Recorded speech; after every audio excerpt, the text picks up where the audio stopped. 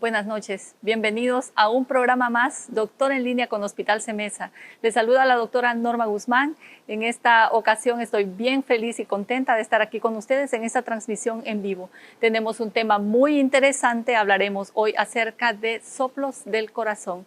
Les invito a que compartan esta transmisión para que llegue a muchas otras personas. Recuerden que es un tema muy importante y es un tema de vanguardia que nos interesa a todos y es importante que todos los conozcamos. Tenemos dos invitados muy importantes el día de hoy y muy especiales. El doctor Víctor Campos, cardiólogo, médico internista con un máster en cardiología y ecografía clínica. También nos acompaña el doctor Octavio Fajardo, quien es cirujano general y cirujano cardiovascular. Conozcamos un poco más acerca del perfil de estos médicos especialistas. El doctor Víctor Campos, un médico general en la Universidad Nacional Autónoma de Honduras, con especialidad en medicina interna en la UFM de Guatemala, especialidad en cardiología de adultos en la Universidad de Guadalajara, México, máster en ecocardiografía clínica en la UFB, miembro de la Asociación Noroccidental de Cardiología, médico especialista de guardias de la UCI del Instituto Hondureño de Seguridad Social, es miembro del staff de médicos especialistas de nuestro Hospital CEMESA.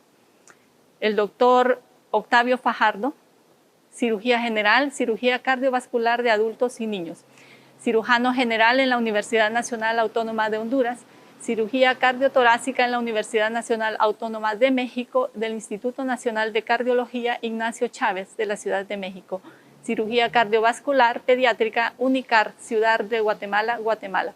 Es miembro del staff de médicos especialistas del Hospital CEMESA y es jefe del servicio de cirugía del Instituto Hondureño de Seguridad Social de la región noroccidental. El tema de hoy, como hablamos, es soplos del corazón. Dejemos que nuestros especialistas se presenten por sí mismos. Doctor Víctor Campos, bienvenido. Buenas noches, soy Víctor Campos y pues contento de estar aquí con ustedes, gracias al Hospital CEMESA y gracias a ustedes por estarnos acompañando y pues a darle y a platicar sobre los soplos. Bienvenido, doctor. Octavio Fajardo, es un gusto tenerte aquí con nosotros. Gracias Norma. Muchas gracias por la invitación, buenas noches. Y estamos contentos de estar aquí en CEMESA una vez más, apoyando esta labor y para servirles a la población que nos escucha y nos mira a través de las redes sociales para atender sus preguntas. Gracias, bienvenidos los dos y gracias por acompañarnos y por esta oportunidad que tenemos aquí de conversar con dos especialistas tan importantes en este tema, el cuidado del corazón. Para que entremos en tema, doctor Campos, cuéntenos, ¿qué es un soplo del corazón? Bueno, un soplo es un sonido que está generado por una turbulencia de la sangre dentro de las cámaras o dentro de las estructuras cardíacas. Un sonido. Un sonido. Sí, un sonido. ¿Cómo diagnosticamos nosotros un soplo cardíaco? Lo más importante o lo principal para diagnosticar los soplos es escucharlos. ¿Y cómo los vamos a escuchar? Pues usualmente cuando las mamás llevan a sus niños a la evaluación con su pediatra o con su médico de confianza, su médico en la evaluación cardiovascular va a poner el estetoscopio en el pecho del niño y ahí va a auscultar o va a escuchar este sonido turbulento que lo va a clasificar como un soplo. En adultos, pues uno siempre recomienda evaluaciones cada año, cada cierto tiempo y pues también es con un estetoscopio. Así es como se va a diagnosticar, como se va a identificar el soplo. Doctor Fajardo, en niños, ¿cómo nosotros diagnosticaríamos un soplo cardíaco? Igual como comentaba el doctor Campos, las madres van a llegar a la consulta refiriendo alguna sintomatología del niño. Por ejemplo, que hay enlentecimiento del crecimiento, dificultad para alimentarse, sudoración excesiva, taquicardia o palpitaciones pronunciadas.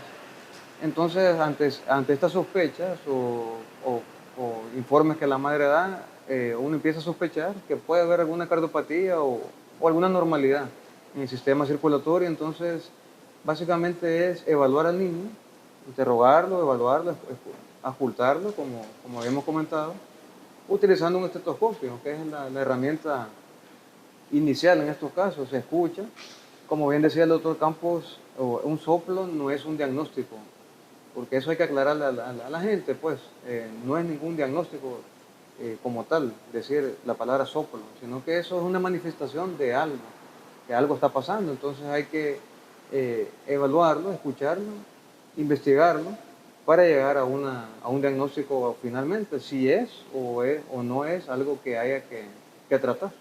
¿Verdad? Ok, entiendo entonces que hay diferentes causas para que un soplo se presente. Doctor Campos, ¿cuáles serían esas causas entonces de ese sonido que nosotros escucharíamos? Entonces hay que ubicarnos un poquito en la anatomía cardíaca, ¿verdad? El corazón tiene varias estructuras, tiene cavidades, tiene dos cavidades grandes que son los ventrículos y tiene dos cavidades pequeñas que son las aurículas. Una de las causas más comunes de soplos cardíacos en niños pueden ser los defectos o las comunicaciones entre ambas aurículas, que normalmente no deben estar comunicadas, o comunicación entre ambos ventrículos, que es lo que conocemos como comunicación interventricular, que pues en teoría no deberían estar comunicadas, y pues cuando están abiertos, hay hoyitos o espacios entre estas dos cavidades, se manifiesta o se produce un soplo. La otra parte que uno puede identificar en donde se pueden generar estos sonidos turbulentos es en las puertas del corazón, en las válvulas del corazón. Las válvulas deben estar íntegras, tanto como para abrirse y para cerrarse. Si hay defectos en la apertura, van a haber soplos, y si hay defectos en el cierre, vamos a encontrar soplos. Entonces, de acuerdo a cómo se escuchen, en qué parte del ciclo cardíaco se escuchen, es como nosotros más o menos vamos a ir sospechando qué parte de la estructura es la que está afectada. Okay. Agradecemos todos los que están conectados en esta oportunidad, y de nuevo les invitamos a compartir la transmisión en vivo, porque como ya vimos es un tema bien interesante para todos en casa, y es necesario que esta información llegue a muchas más personas, ¿verdad? Para que podamos estar pendientes tanto de la salud de los adultos como de la salud de los niños. Entonces, hablando de estos defectos que pueden haber en el corazón estructuralmente, ¿cuáles pueden ser el origen de estos problemas, doctor Campos? Bueno, dependerá de la edad, porque si es en niños, van a ser defectos principalmente congénitos, y si es en adultos, van a ser defectos que pueden ser, lo más usual, avanzando en la edad, degenerativos. Así como cuando vamos envejeciendo van saliendo canas, así las válvulas pueden ir tapizándose y llenándose de calcio, y el calcio las hace que se enduren, entonces ya no pueden cerrar bien, o se pueden ir fusionando, y entonces afecta la apertura. Recuerde que siempre va a ser un defecto abrir o cerrar. Entonces, cuando hablamos de válvulas. Y luego pues hay algunas otras cosas un poquito más complejas, por ejemplo, si un paciente tuvo un infarto y una parte del músculo se rompe, eso va a generar un defecto en los tabiques, en las paredes, y producir un paso de sangre de un lado a otro donde no debería estar pasando, y eso nosotros ocultarlo y escucharlo como un soplo. Entonces dependerá mucho de la edad del paciente, de las características. Por ejemplo, regresando a los niños, los defectos congénitos se van a sospechar más en pacientes o en niños que tienen algún síndrome complejo, muy común en pacientes con síndrome de Down o con algunas otras enfermedades al nacimiento. Ok. Doctor Fajardo, ¿puede usted ampliarnos un poco más acerca de estos padecimientos congénitos? Que la palabra congénito significa que ya viene con el niño al nacer, ¿verdad? Ayúdenos ampliando un poco más acerca de estos defectos que ya vienen con el niño al nacimiento. Sí, hay que aclarar eso a la población, ¿verdad? Hay casos en que los niños nacen ya con una patología. A eso se llama patologías congénitas, pues. El niño nace ya con un problema. Pero hay que aclarar que no todos los soplos que se escuchan significa que es un problema que hay que tratarlo, operarlo o tratarlo con medicamentos. No todos los soplos. Entonces hay que diferenciar cuál soplo es el que hay que tratar, lo que tiene un diagnóstico establecido. Porque hay soplos que se escuchan, como habíamos dicho al inicio, que es algo que se escucha, pero que al pasar el tiempo, los meses o los años, puede desaparecer. Es más, un gran porcentaje de algunos soplos que se escuchan van a desaparecer. Entonces no hay que hacer nada de tratamiento. Son ciertas patologías las que van a causar problemas, pues. Entonces, entre los problemas que podemos encontrar en los niños está, por ejemplo, el ducto arterioso persistente, una comunicación intraauricular, comunicación interventricular, coartaciones de aorta, estenosis de las ramas pulmonares, estenosis pulmonar de la válvula pulmonar. Una de las cardiopatías congénitas que es de las más frecuentes es la válvula aórtica bicúspide, porque sabemos que la válvula aórtica, como podemos ver en las imágenes más adelante, la válvula aórtica tiene 3 compuertas normalmente, pero un gran porcentaje de la población, esta válvula solo tendrá 2 compuertas, y eso puede generar algún soplo. Entonces, eso es otra de las patologías que nos podría causar un soplo. Hay otras alteraciones que tal vez no son congénitas, que se forman con el tiempo. Por ejemplo, podremos hablar de endocarditis. Una endocarditis en un niño puede llegar a causar una turbulencia en alguna de las cavidades del corazón y generar un soplo, un ruido. Esas endocarditis, algunas se tratarán con medicamentos, otras con cirugía y el soplo va a desaparecer. Y luego están los soplos que, como dijimos, no tienen una patología establecida, como en algunas condiciones, como por ejemplo un niño con un estado febril, niños con hipertiroidismo, en los cuales los volúmenes o las velocidades de la sangre en el cuerpo son aceleradas, pueden generar algún soplo, pero no significa que tiene una enfermedad como tal. Ok. He escuchado yo acerca de los soplos inocentes. O sea, ¿qué es un soplo?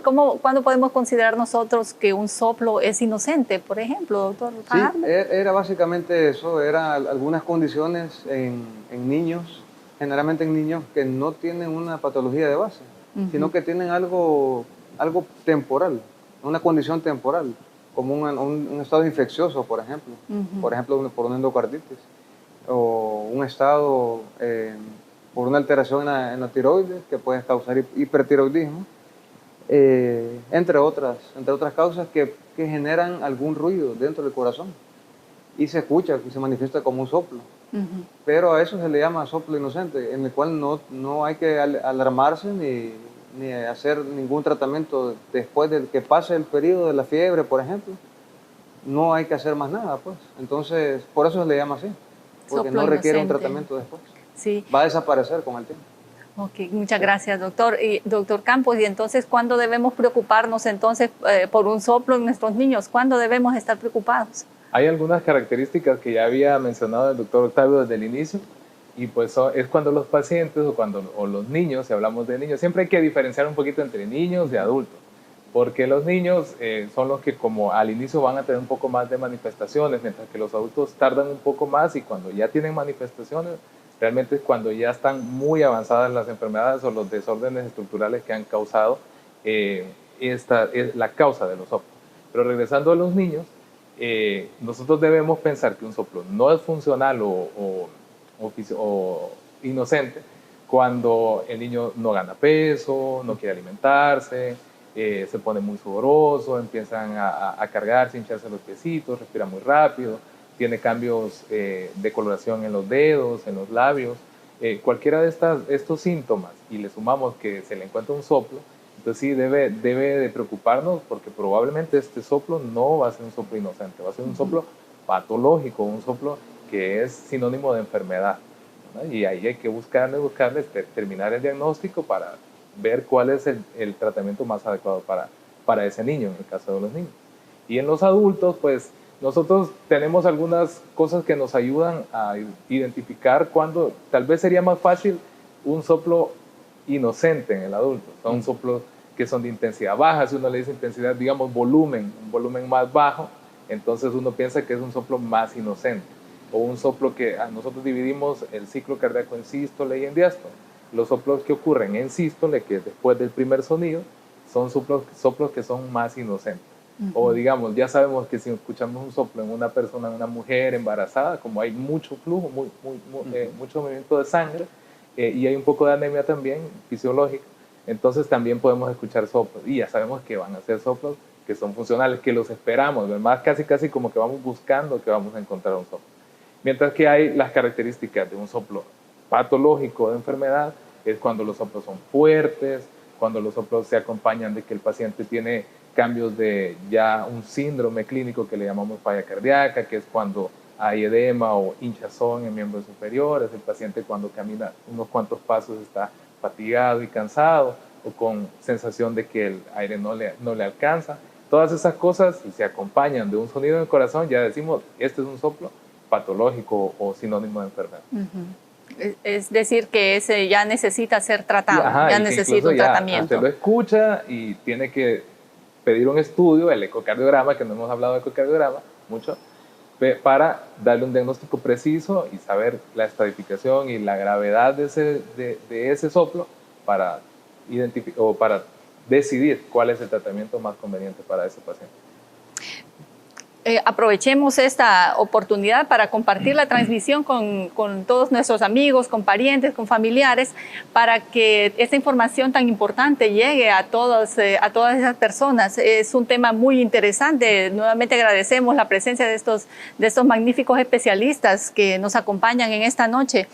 Aprovechemos para hacer algunas preguntas, ¿verdad?, de las que ha hecho nuestro público que está conectado en esta noche. Magdili Vallecillo nos pregunta, ¿puede tener soplo un niño después de 1 año de nacido, aunque no haya nacido con un soplo? Sí, pues, sí puede ocurrir. Puede ser el caso que ocurra. Lo más seguro es que no sea algo congénito, pues, como ella misma lo dice, que no nació con eso. O quizás no lo diagnosticaron a tiempo, no se dieron cuenta antes, hasta ahorita lo están determinando. Ahora, si no lo escucharon antes, probablemente es un soplo que no se debe a una cardiopatía como tal, sino que tiene alguna causa diferente, pues, y que se va a tratar y va a desaparecer con el tiempo, muy probablemente. Muchas gracias, doctor. Don Ernesto Cabrera, él quiere saber si un soplo solo se puede dar en un bebé o en un adulto también. Pues creo que ya hemos tocado un poco el tema, sí, ¿verdad? Puede aparecer tanto en niños como en adultos. Y él pregunta, hace una segunda pregunta, ¿qué pasa si a la hora de aplicarle una inyección a un paciente, esta lleva una burbuja de aire y esto puede ser causa de un soplo?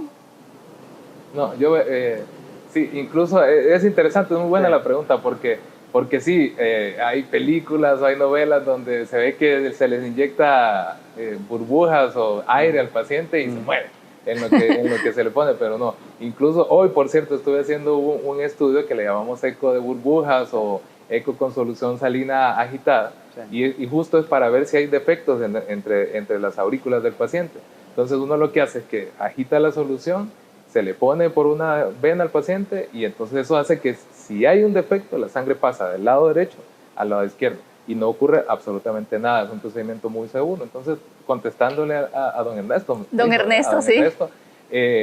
Pues no pasa nada. Ponerle burbujas ni le va a pasar nada al paciente, ni le va a generar un soplo. No va a generar un soplo. Ok, doctor Fajardo, háblenos un poco acerca de este estudio que ha mencionado el doctor Campos, el ecocardiograma. Que entiendo que es el estudio mejor indicado para el diagnóstico del tipo de soplo. Así es. ¿Sí? Sí, es un estudio que básicamente es un ultrasonido, nada más que del corazón. Es un estudio completo, evalúa todo el corazón, las cámaras, la parte interna, externa del corazón, todo el funcionamiento del corazón. Es un estudio en vivo que puede ser realizado en cualquier parte. La maquinaria que se ocupa puede ser trasladada o puede ser portátil y llevarse al lugar donde está el paciente. Y es un estudio que no causa problema al paciente, no le da ninguna repercusión.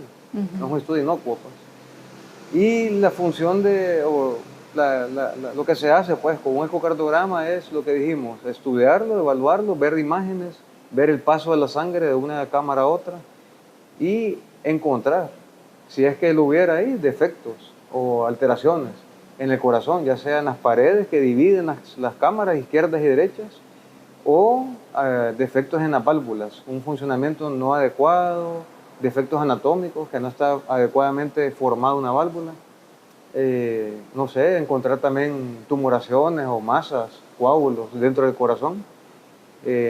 Básicamente es la función del ecocardiograma. Okay. ¿Duele un ecocardiograma? No causa ninguna molestia, nada, no duele nada. ¿No nos inyectan nada en un ecocardiograma? Sí, es probable que se inyecte. Generalmente no, es un estudio que se hace sobre la pared torácica y que lo hacen los cardiólogos, pues. Es un estudio que hacen los cardiólogos, tanto adultos como de niños. Y en ciertas ocasiones, como lo decía el doctor Campos, se tiene que inyectar un medicamento por las venas que no causa dolor, ¿verdad? Pero está bien establecido a qué paciente se le tiene que hacer cuál tipo de ecocardiograma. Ajá. ¿Y cuáles serían esos tipos de ecocardiograma, doctor Campos? Está el sencillo, que es el transtorácico, se le llama en reposo porque el paciente está atendido en una cama, se pone de ladito, solo hay que descubrirle el pecho del lado izquierdo, que es en el sitio donde usualmente está el corazón. Y es como, la gente conoce qué es cuando quieren ver al bebé, el ultrasonido para ver un bebé. Es lo mismo, solo que apuntando al corazón. Es exactamente lo mismo, la misma técnica. Y pues es ver nada más cómo está la estructura y la función del corazón. Eso es un ecocardiograma en reposo, ahí no estamos haciéndole nada al corazón. Pero existen unos tipos de ecocardiograma que es ya con un poco más de intervención. Entonces, por ejemplo, podemos poner al paciente a correr, podemos poner al paciente a mover una bicicleta. Y esto nos sirve para estresar el corazón. Y eso lo hacemos cuando estamos sospechando que el paciente tiene problemas en la irrigación del músculo. Ya creo que va fuera de los soplos, pero hablando del ecocardiograma es cuando queremos estresar el músculo para ver si hay un defecto en la irrigación de alguna de las paredes del corazón. Y esto se puede ver más cuando usted le está exigiendo, si usted está usando una bicicleta, está corriendo, está necesitando más energía en los músculos que está utilizando, entonces el corazón se cansa, o se detiene, o se para, y ahí nosotros sabemos que a esa parte del corazón no le está llegando sangre y que necesita una intervención, esa arteria que está dañada, para poder mejorar el funcionamiento del paciente. Eso es como un ecocardiograma de estrés, que puede ser con estrés físico o puede ser con estrés con medicina. Hay un medicamento que se llama butamina, que es el más común que se usa, y sirve para estresar a los pacientes que, por ejemplo, tengan un pie o tengan alguna incapacidad para correr o para moverse, se les coloca butamina.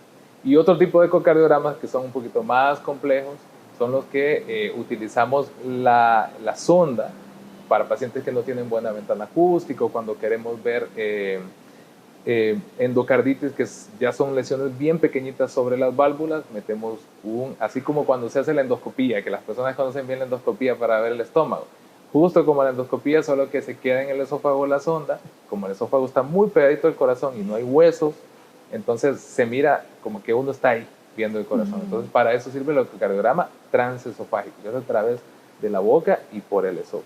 Pero al final es lo mismo, es la misma técnica, es lo mismo lo que se ve, función y estructura del corazón. Ok, tengo muchas preguntas aquí, agradezco a todos por estar conectados, agradezco que estén haciendo tantas preguntas, la verdad es que el tema ha gustado mucho, ¿verdad? Las personas están bien interesadas y les invito a seguir compartiendo la transmisión para que podamos tener esta información todos. Don Omar Orellana pregunta, doctor Fajardo, que si él puede hacer actividad física si tiene un soplo en el corazón. Sí, perfectamente. Habría que explicarle a él que tiene que tener un control con su médico internista o su cardiólogo, pero por el hecho de que le hayan dicho que tiene un soplo, un adulto ya no limita para que él tenga actividad física, no tiene que limitarlo, pues. Ok. Tengo muchas preguntas acerca del manejo, ¿verdad? Acerca del manejo del soplo. Pregunta Shirley, si el soplo se puede manejar solo con medicamentos, con pastillas, por ejemplo, doctor Fajardo. Es que eso dependerá de cuál es el diagnóstico que ella tiene, pues. O sea, como lo dijimos en un inicio, el soplo, la palabra soplo como tal, no es un diagnóstico. No, hay que determinar cuál es el origen del soplo en ella, en Shirley. O sea, cada quien individualmente tiene que tener un diagnóstico, pues. Entonces hay que ver cuál es la causa del soplo en ella. Sí. Y ver si es algo que necesita medicamento o requiere una cirugía para corregirlo, o no necesita nada, ninguna de las dos. Hay que determinar cuál es el origen del... Quiere decir que no todos se operan. No, No todos se operan. No todos se operan.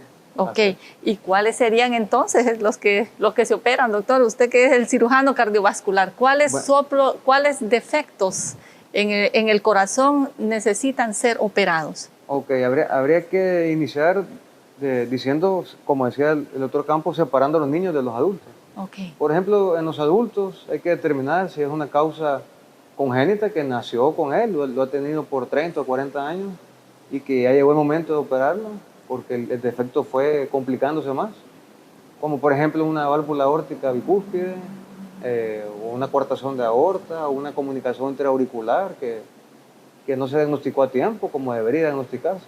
Y llegó a la etapa adulta y está empezando a causarle problemas. Generalmente el problema que inicia o que empieza a pasar es el cansancio, que le llamamos disnea a nosotros, pero es un cansancio pues, que la gente no tenía antes y ahora lo tiene. Entonces si empieza a dar síntomas como cansancio, dificultad para caminar, hinchazón de las piernas, empieza a dar problemas, entonces hay que estudiarse, hacerse un ecocardiograma, visitar a su cardiólogo, su internista y llegar a un diagnóstico. Entonces ahí veremos la necesidad de corregirlo.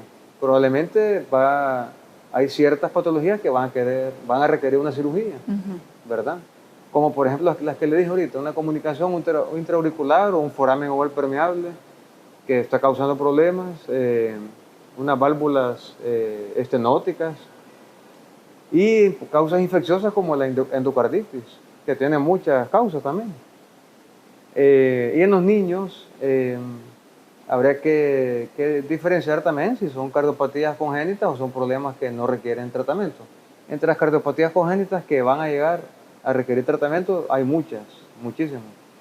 Pero las más comunes, la comunicación interventricular, que nosotros le llamamos CIV, comunicación intraauricular, persistencia de ductos arteriosos, coartación de aorta, canales AB, tetralogía de Fallot, que son los niños que se ponen moraditos, cianóticos, le decimos nosotros, niños con los dedos azules, labios morados. Entonces todos estos van a requerir un tratamiento en algún momento de la vida. Algunos de ellos lo tienen que hacer antes del año de vida, muchos de ellos. Entonces, como recomendación, se le indica a las personas que visiten a su pediatra con frecuencia y más si tienen síntomas como los que dijimos al principio, sudoración excesiva, que no gana peso, que se cansa mucho, que no está comiendo porque está muy cansado, que respira muy rápido. Entonces ellos tienen que tener con más énfasis una visita al cardiólogo pediatra para descartar o confirmar que tiene una patología. Y muy probablemente si la tiene va a terminar en una cirugía. ¿Verdad? Gracias, doctor. Gracias por recordarnos la sintomatología que debemos observar en nuestros niños, ¿verdad? Para poder saber que tienen un problema del corazón, ¿verdad? Y así poder nosotros acudir inmediatamente al pediatra y poder encontrar una causa y buscarle el manejo lo más pronto posible, porque entre más pronto se corrijan estos defectos, pues las consecuencias van a ser menores, ¿verdad? Escuchaba al doctor y a los dos los he escuchado mucho hablando acerca de la comunicación interventricular, intraauricular. De repente nuestro público no conozca bien cómo es ese corazón, ¿verdad? ¿Dónde están estas comunicaciones interauriculares, doctor Campos? Sí, y nos orienta un poquito acerca de... que tienen unas flechas en la parte de arriba y luego unas que tienen las flechitas en la parte de abajo.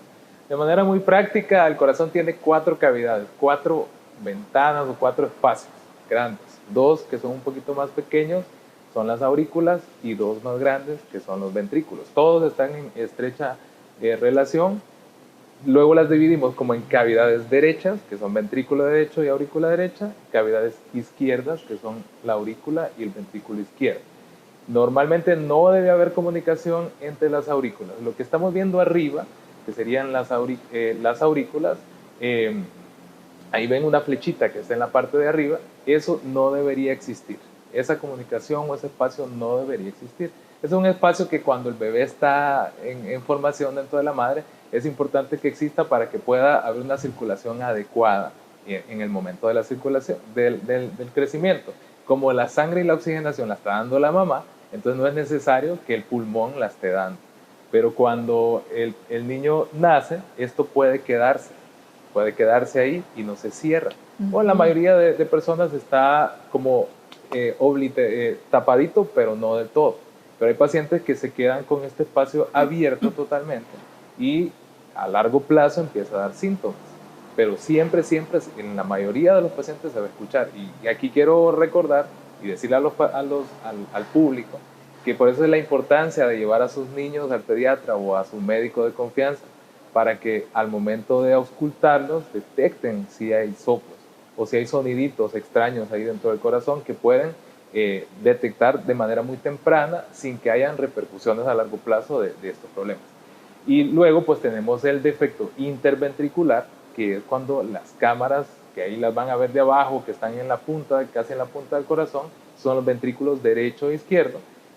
Hay una comunicación, hay un defecto, un oído. Hay un oído, entonces ese oído no debería estar. Como las fuerzas a la contracción son más del lado izquierdo, la sangre va a pasar al lado derecho, es como sangre que va de regreso. Entonces esa sangre de regreso va a generar un sonido, porque hay una turbulencia. Entonces recordemos que el soplo siempre es un sonido creado por un defecto en una de las estructuras en las que no debería haber nada. Entonces ahí debería estar totalmente tapado.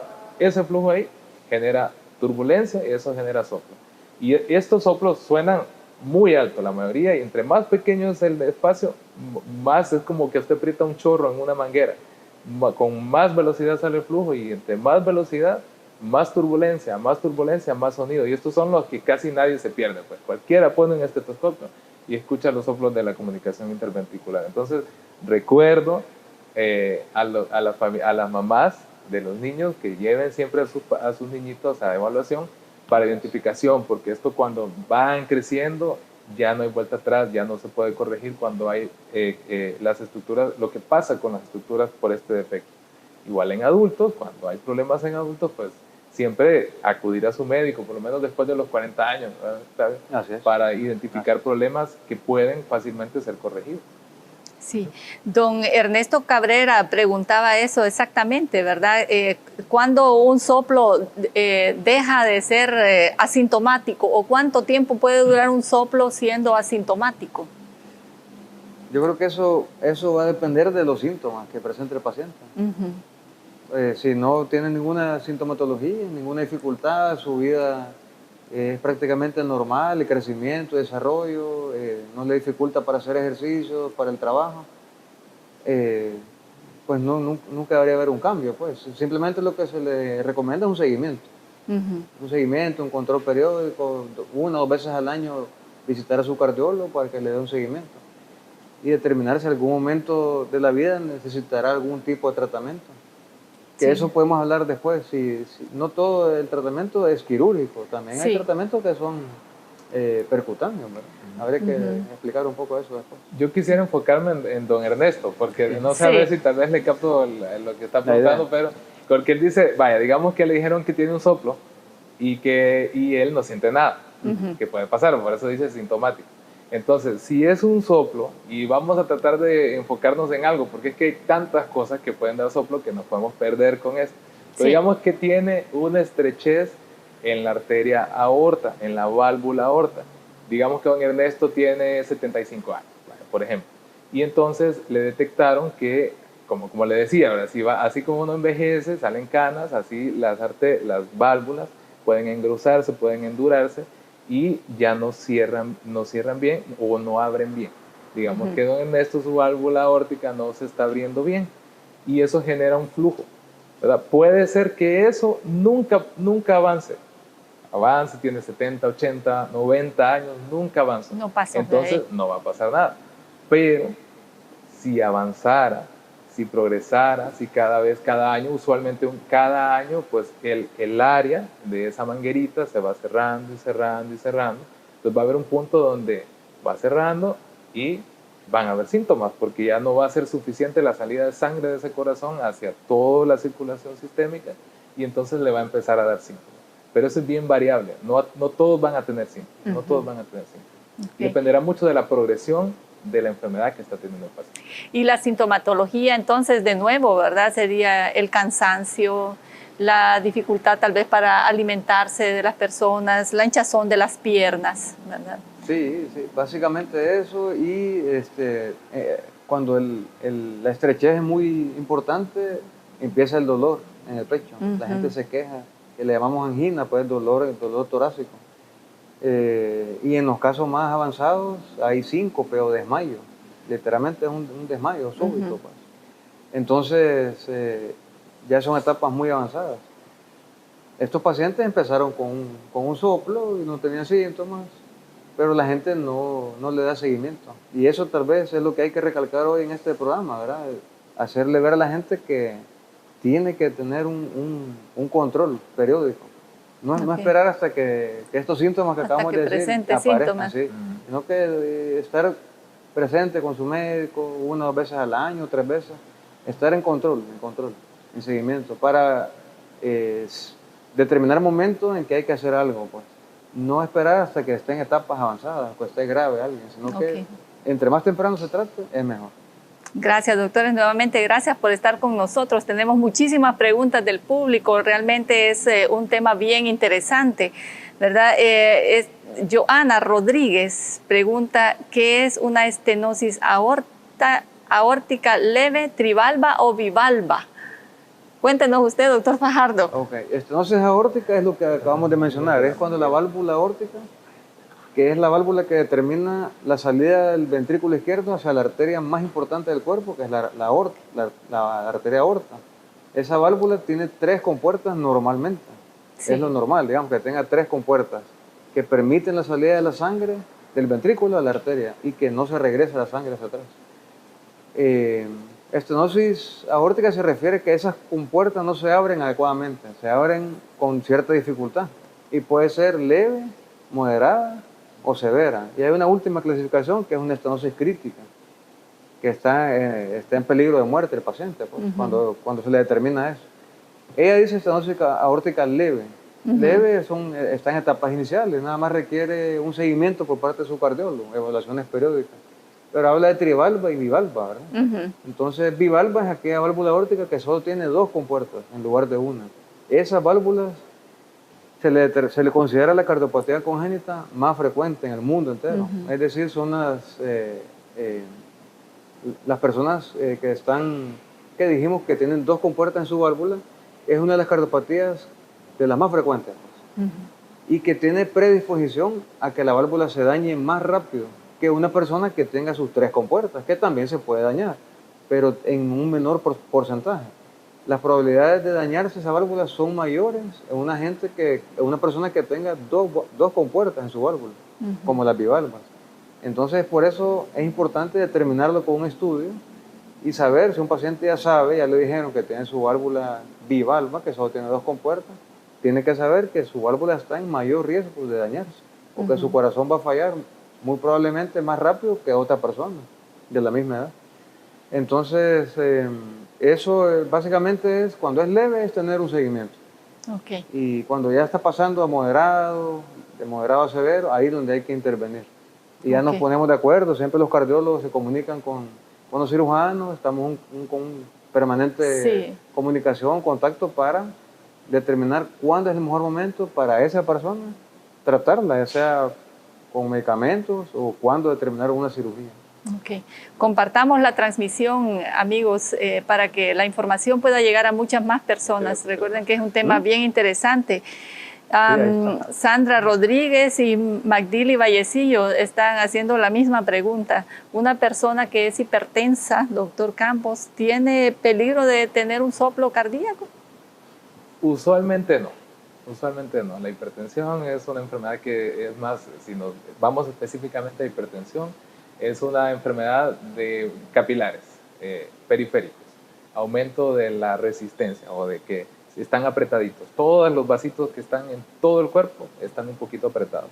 Entonces la hipertensión se da porque estas fuerzas o estas resistencias están aumentadas.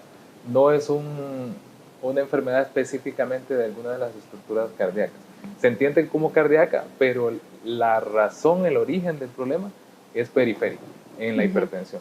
Mientras que los soplos, la razón y el origen del problema es un defecto estructural o mecánico dentro del corazón. Dentro del alguna corazón. de las partes del corazón. Ok, muchas gracias, doctor. Antes de que pasemos al tema del manejo, ¿verdad? Del tratamiento, porque sí hay mucha inquietud acerca de cómo vamos a manejar estos soplos. Hay una pregunta que quizás se sale un poquito del tema, pero es importante abordarla con nuestros especialistas. Don Josué Cordón pregunta, paciente de 4 años sin soplos auscultables, pero tiene un ritmo irregular. Doctor, usted que tiene su especialidad con niños, básicamente eso es, el niño tiene 4 años, no tiene soplos, pero tiene un ritmo irregular en su corazón. ¿Qué podría hacer este paciente? Lo que le podemos recomendar a don José Cordón es que este niño tiene que tratarlo y llevarlo inicialmente con su cardiólogo pediatra, ¿verdad? Inicialmente con un pediatra y él lo va a remitir con un cardiólogo pediatra. Ahí le van a hacer sus estudios, básicamente un electrocardiograma y probablemente un estudio Holter para determinar qué tipo de arritmia, porque lo que está presentando es una arritmia, pues Sí. hay varios tipos de arritmia, entonces con un estudio Holter van a determinar qué tipo de arritmia tiene y qué tratamiento puede tener. Lo más seguro es que le indicarán tratamiento médico, medicamentos, pastillas o algún tipo de medicamento.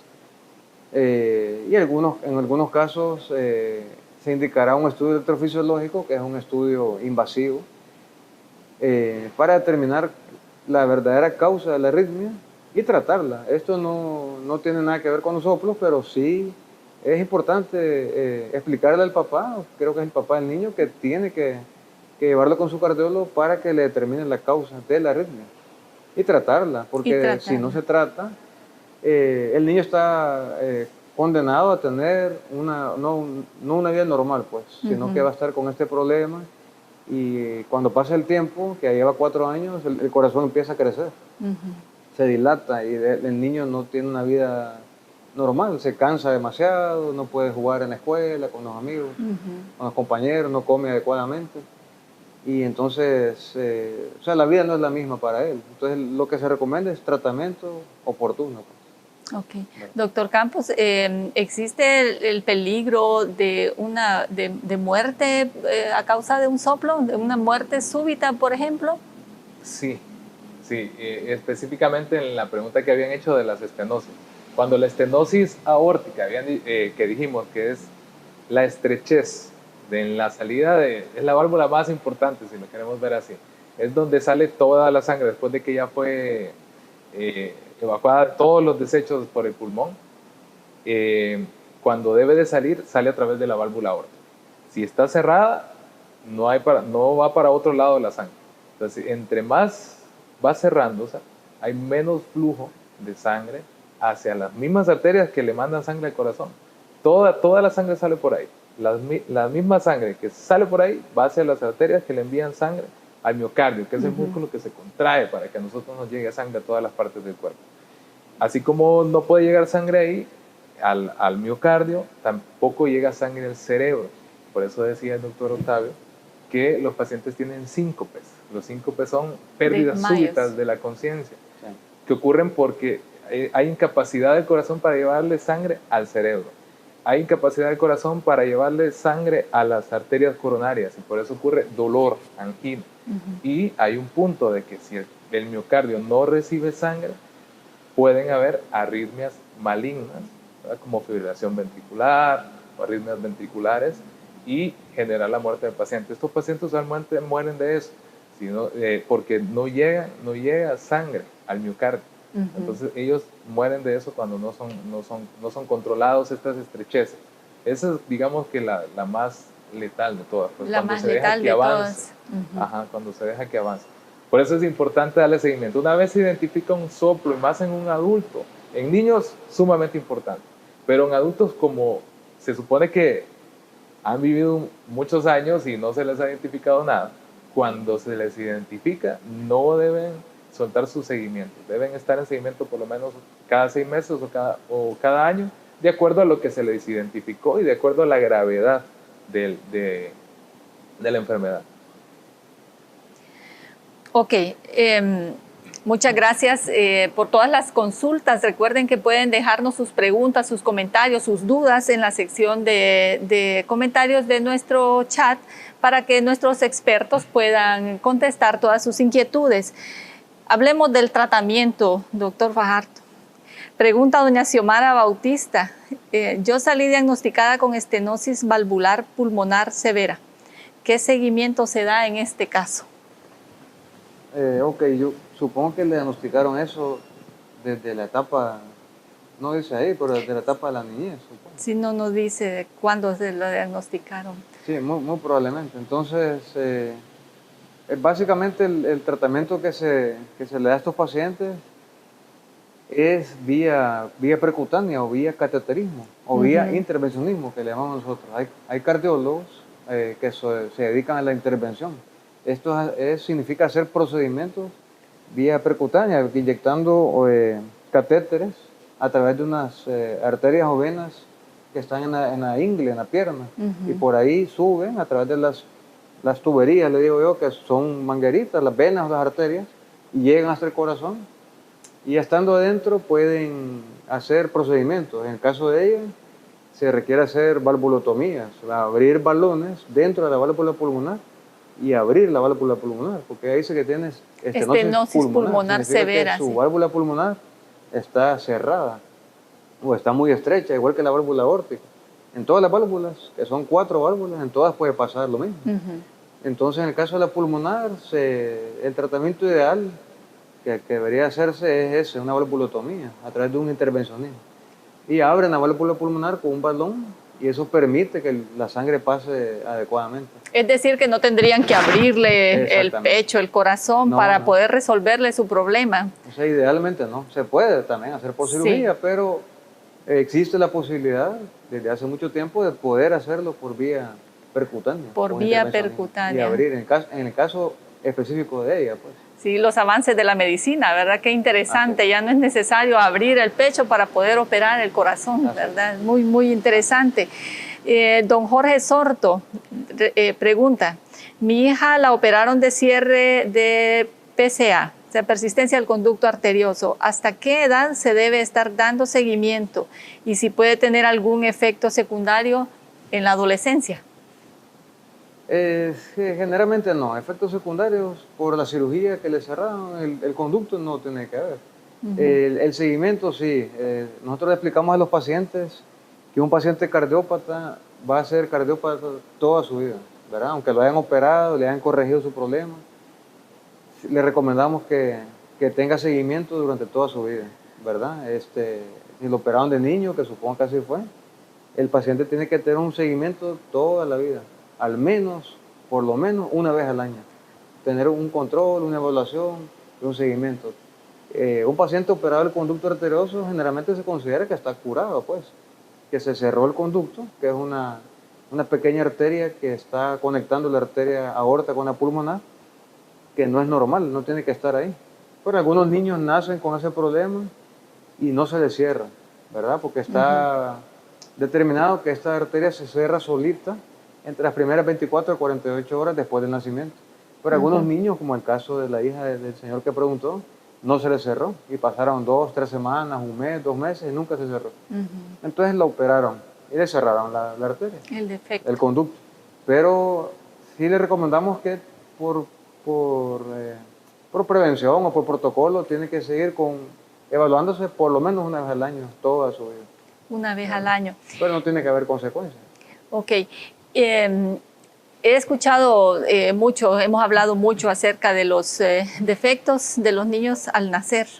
¿Esto tiene algún significado en la forma en cómo se desarrolla el embarazo, doctor Campos? ¿Qué deberíamos hacer las mujeres cuando estamos embarazadas para cuidar que nuestros hijos no nazcan con un defecto? ¿O qué hacemos para provocar que el niño nazca con un defecto del corazón? Es lo usual.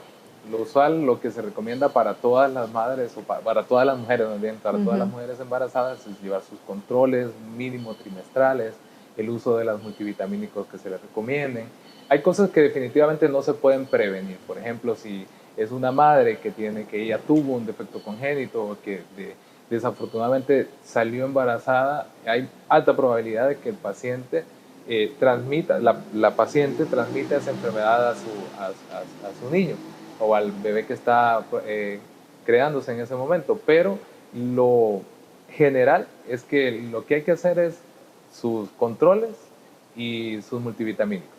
Si quieren ir a cosas más específicas, actualmente ya se hacen ultrasonidos de los niños que están en formación, de los bebitos que están en formación, y pues hay muchos ginecólogos que actualmente pueden hacer revisiones de los corazoncitos de los bebitos mientras están en crecimiento. Entonces también como parte preventiva, y si hay mucha duda o un paciente tiene alta probabilidad de que su niño vaya a nacer con un defecto congénito, se pueden hacer ultrasonidos de control del corazón a un bebé que está dentro del útero de la madre.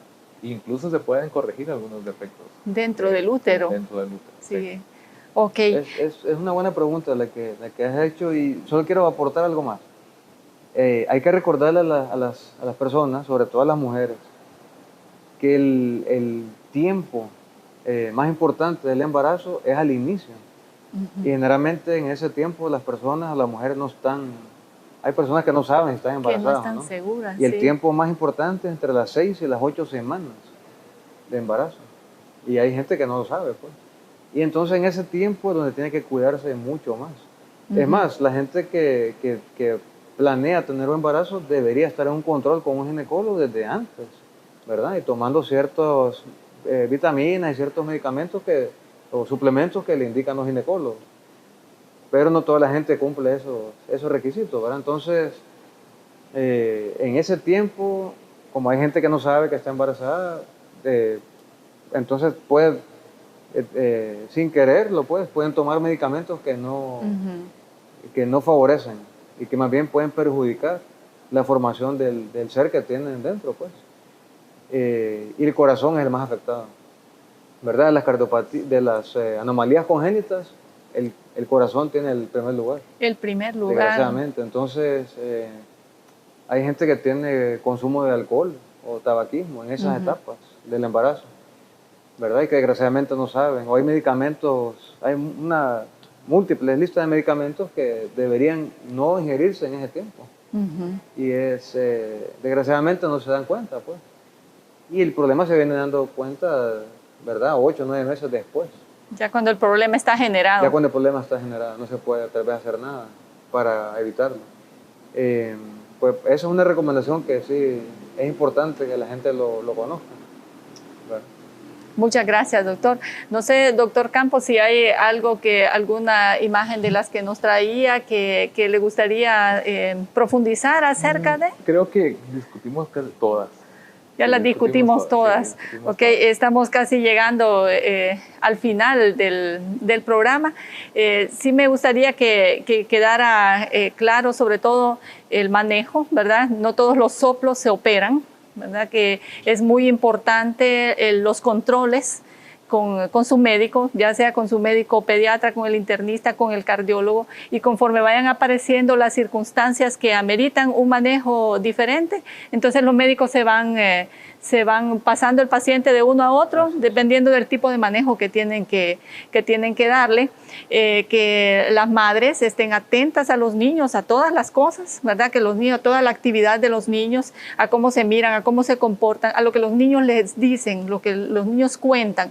Hay que creerles, hay que confiar en la palabra de los niños y consultar, ¿verdad? Es mejor que nos digan, fíjese que no tiene nada, a que realmente vayan a tener algo y que no lo detectemos a tiempo, ¿verdad?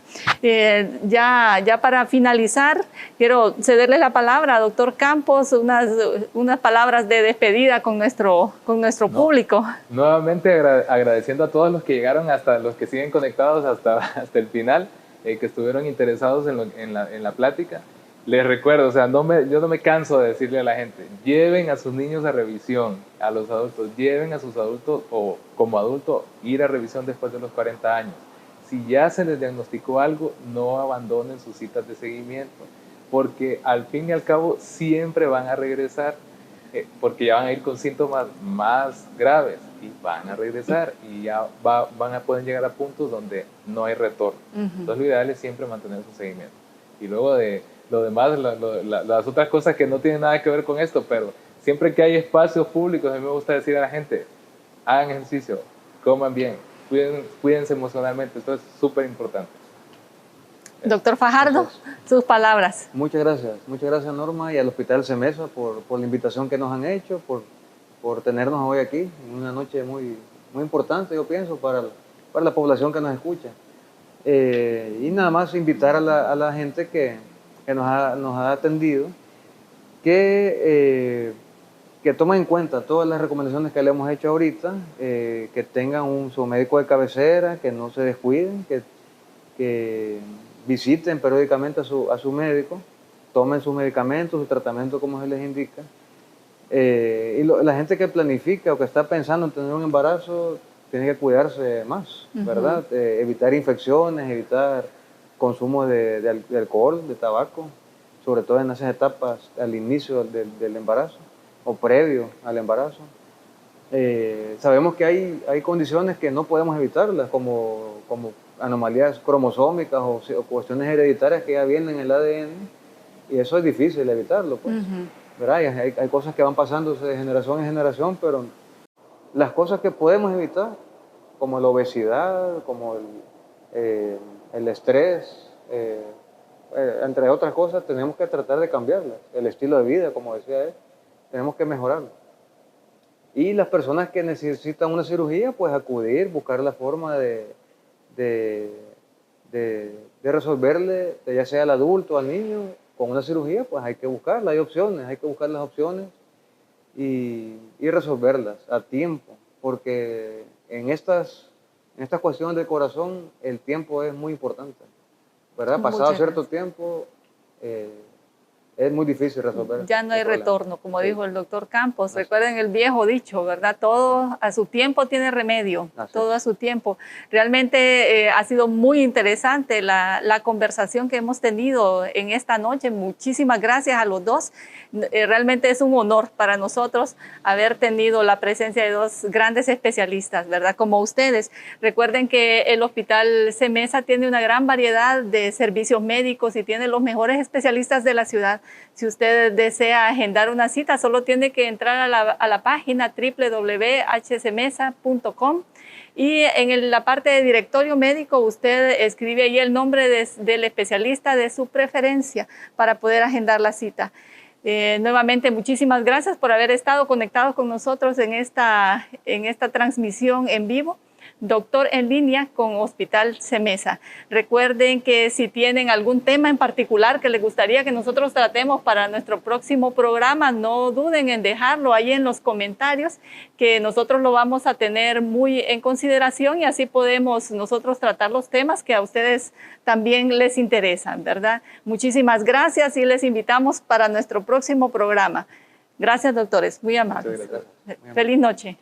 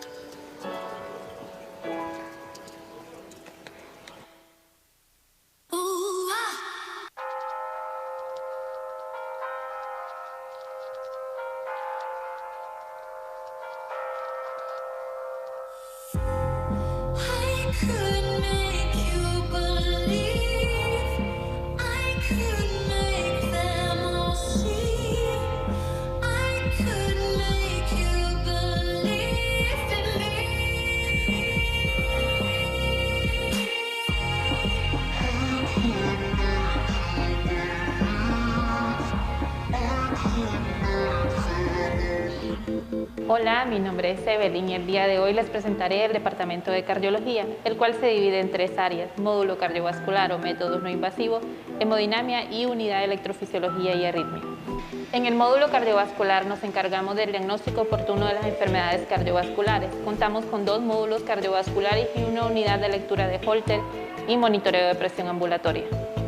Cada módulo está totalmente equipado con tecnología de punta para realizar exámenes diagnósticos como ser ecocardiogramas, electrocardiogramas, pruebas de esfuerzos y procedimientos no invasivos como cardioversiones eléctricas.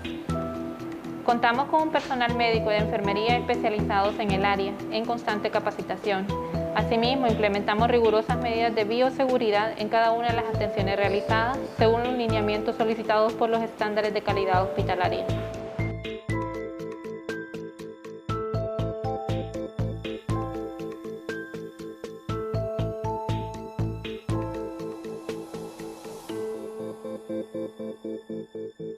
En el departamento de hemodinamia podemos realizar procedimientos invasivos como ser angiografías coronarias, angioplastías coronarias, implante de Amplácer para comunicaciones interauriculares.